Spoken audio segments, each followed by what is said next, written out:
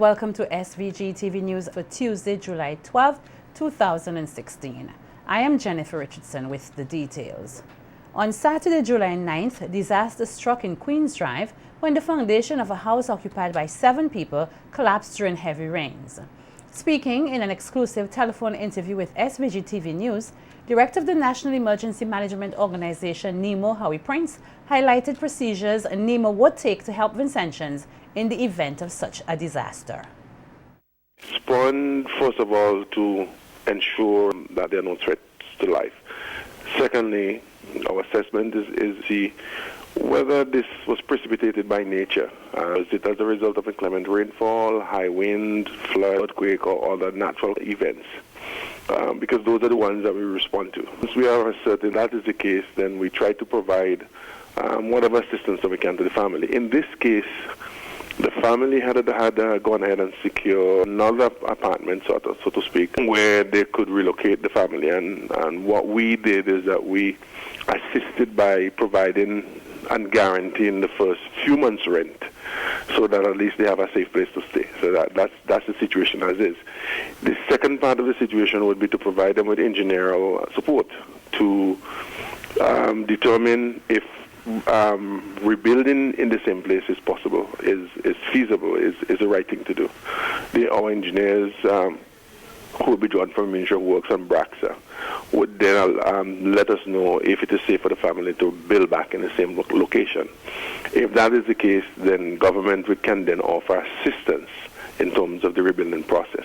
Prince then went on to advise the general public on the do's and don'ts for this hurricane season, stating that the most important thing is to safeguard lives. You have to do continuous assessment on where you live. If your house has cracks and there are waterlogged, if it's in a waterlogged area, you really have to look at it carefully and get somebody who knows what they're doing, a contractor, an engineer, to carry out an assessment to see whether or not you are safe. All persons entering St. Vincent and the Grenadines from countries known to have occurrences of yellow fever must be in possession of a valid yellow fever vaccination certificate. The Ministry of Health, Wellness and the Environment issued the advisory given the current outbreaks of yellow fever in Angola, the Democratic Republic of the Congo, as well as smaller outbreaks in Peru, Brazil and Uganda. This means that Vincentians traveling to countries with reported cases of yellow fever transmissions are advised to secure a yellow fever vaccination and the accompanying certification from the Kingstown District Clinic. Some changes have therefore been instituted to the requirements for Caribbean travelers who wish to travel to and from certain countries. In its media release today, the ministry listed countries such as Argentina, Bolivia, Brazil, Colombia, Ecuador, French Guiana, Guyana, Panama, Paraguay, Peru, Suriname, Trinidad and Tobago, and Venezuela as the only countries listed as having a risk of transmission. This was based on the listed countries' history of having had cases of jungle sylvatic cycles of yellow fever in animals, including monkeys. Currently, only Brazil and Peru have reported a small number of cases in humans, and Colombia has reported 1 sylvatic case. Countries like Trinidad and Tobago, Guyana, Panama and Suriname have not seen cases for quite a while, and although listed as endemic or having a risk of transmission, there have been no recorded cases for the past couple of years. As the National AIDS Secretariat completed a major sensitization program during the carnival season, the organization is looking forward to continuing the momentum. Speaking with SVG Television, Ansonia Vanlo, assistant to the director of the National AIDS Secretariat, stated that her secretariat plans to continue its approach as it targets the 15 to 19 demographics, and given the success of its recent undertaking, would utilize major events for the greatest possible impact. Vanlo added that her secretariat will seek the input and support of the various stakeholders in the health sector to ramp up the effort. So, whereas some people are saying that, where's the constant presence of HIV and AIDS? Sometimes when there's a constant presence, people kind of get fed up of hearing the same message over and over, or it gets a little mundane and, it loses its meaning over time. So we really trying to be as impactful as possible, so that is why we have, these major campaigns that we want to do at different points in time. But there are things we have taken on board, some suggestions from persons in the general public, from other healthcare workers, other people in the ministry, to make our future promotions better, and also to include some other promotions that we really think will be beneficial to the Vincentian population. Vanlo encouraged persons to use the services of her organization, as well as to engage in safe sexual activities, as these are critical components in the fight against AIDS. So as always, we encourage you to practice safe sex. Correct and consistent condom use is important. If you're not abstaining, correct and consistent condom use.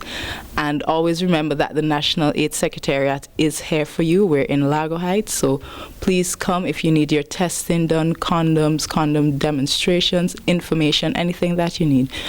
Visit us here. And always remember to catch the vibe and not the virus. That's our carnival slogan, but it still stands. Prime Minister Dr. Rav Gonsalves denounced the notion that this country's passport and citizenship will be sold. The Prime Minister's strong remarks came at a media conference on Monday, July 11th, where he stated that citizenship is the highest office in the land, and further condemned the notion of selling such documents. He noted he will not budge on his position. PM Gonsalves provided an overview of an article heavily criticizing his position of not implementing the policy. He, however, retaliated by stating that it was the government's responsibility to decide the worth of its citizenship. I know in St. Vincent and the Grenadines, the opposition wants to have economic citizenship. And I know, as a fact, that there are people who are interested in economic citizenship in St. Vincent and the Grenadines to have complete all the OECS countries. I know that they wanted to see me out of office, and I know that they took practical steps to see if I could be put out of office, not just the last time, but the time before. Their interest is not about the farmer in North Central or South Central. Their interest is not the poor and the working people. That's not their interest. Their interest is to make money. But what people have to decide is what kind of country you want, where your citizenship means little or nothing, that it could just be traded as a commodity. Opposition leader Annie Eustace has strongly condemned this government's competence to bring growth to this country's tourism industry. On his radio program on Monday, Eustace accused Tourism Minister Cecil Mackey of being misleading in his figures to show an increase in the tourism sector. Eustace said that over the last 15 years, this country has been on a decline compared to other Windward Islands, which have shown growth according to the Regional Tourism Organization. Decline of 49,000 people. Wow. So we declined by roughly, it's actually 49% decline in the number of people who came to St. Vincent as tourists in 2015 as compared with 2000 in Dominica in the same period between 2000 and 2015. Arrivals in Dominica went up by 15% when we went down by 20%. Grenada went up by 29% in the same 15-year period. And St. Lucia went up by 45%. Wow. In the same period. So in fact, St. Vincent is the only island in these Windward Islands here who had a decline in tourism over the 15-year period. The opposition leader said that making excuses about not having an international airport is not good enough, since Dominica still showed an increase of some 15%. Tourist arrivals went up by 15% when ours went down by 19%. That's Dominica. this whole idea of blaming this on the first fact we don't have an airport shows that other countries without an airport can still have some growth while we can't. It clearly shows that these people who run in our country, who run our tourism, don't know what they're doing. There's no excuse. There's no excuse. Why should all the other Windward Islands be doing better and St. Vincent and Grenadines alone declining? A lack of consensus and cooperation continue to be problems facing the advancement of Vincy Mas. Chairman of the CDC, Dennis Ambrose, made this statement as the Carnival Development Corporation held its final press conference to give an update on issues relating to Vincy Mas 2016. Ambrose noted that despite various setbacks, Vincy Mas 2016 has been hailed a success, with this year's festivities being safe, thrilling with a good variety of music and active participation from revelers, visitors, and good support from sponsors. Ambrose also congratulated the winners of various events and was delighted with the level of energy and performances of competitors in the Soca Monarch and Miss Caravel shows. Ambrose also highlighted the lack of attendance at Victoria Park for Mardi Gras, Ambrose noting that many ideas for the improvement of Vincy Mas are difficult to implement due to a lack of consensus and cooperation. For Mardi Gras, we had advocated that since the Victoria Park is no longer appealing for the parade of bands, the CDC had suggested to the components to take it to the streets where the multitude of persons gathered to witness this. In principle, it was agreed, then the decision was reversed. Now that we have again seen the true reality of the outcome, which was the embarrassing experience of having 13 mass bands come to the Victoria Park to parade in front of some 300 or so spectators, while the streets were packed with people, particularly on that afternoon. It is not that ideas are lacking, but sometimes consensus and cooperation is difficult to achieve. The CDC chairman also lamented that Vincy Mas had other drawbacks which have drawn criticism, particularly from the lack of attendance of a few shows. In view of all that, Vincy Mas 2016 was not without the usual criticism, particularly regarding the attendance at the minority of shows, principally the Mardi Gras and Mardi Gras. For the Mardi Gras, one has to look at the numerous events of the Sunday daytime and pre-Juve parties, which give people wider choices. It is not for a lack of marketing or promotion. We believe that the younger people of the society are more set on fetting rather than sitting to hear or watch competition shows on that night, when they are typically preparing for the jump up at Juve. Ambrose added that his corporation has an open door policy and is encouraging persons to bring their ideas on improving Vincy Mas. Maybe there is still a formula somewhere out there to counter this. We haven't found it yet. This is an opportunity for the younger people to bring that magic formula to the CDC and stick around to implement it with success to the end. The CDC continually maintains an open door policy. In this regard, we say that each year, but nothing ever comes forward, other than the CDC there too long, the CDC needs fresh ideas. Go ahead and bring those ideas. Vice President of the St. Vincent and the Grenadines Teachers Union, Vibert Lamking, is calling for teachers not to be left behind in the struggle for improvement. Lamking made this plea at the opening of the St. Vincent and the Grenadines Teachers Union, Canadian Teachers Federation, Ministry of Education, Basic Needs Trust Fund 2016 Teachers Summer Institute yesterday. Lamking expressed concern that while there is a push to assist the children, teachers are being left on the back burner. That's why we have called you to these workshops year after year after year, so that we can ensure that our teachers are receiving quality training, which they can then use to ensure that no student in their class is left behind. Quality education also comes with ensuring that the parents are involved in the life of their children and their students. Quality education also involves the Ministry of Education providing the requisite resources that are necessary for the teachers to be quality teachers. Quality education also involves the government providing quality remuneration for the teachers so that they can perform better in the classroom.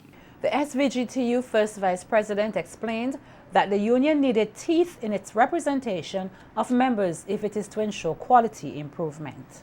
I urge that every teacher becomes a member of St. Vincent and the Grenadines Teachers Union.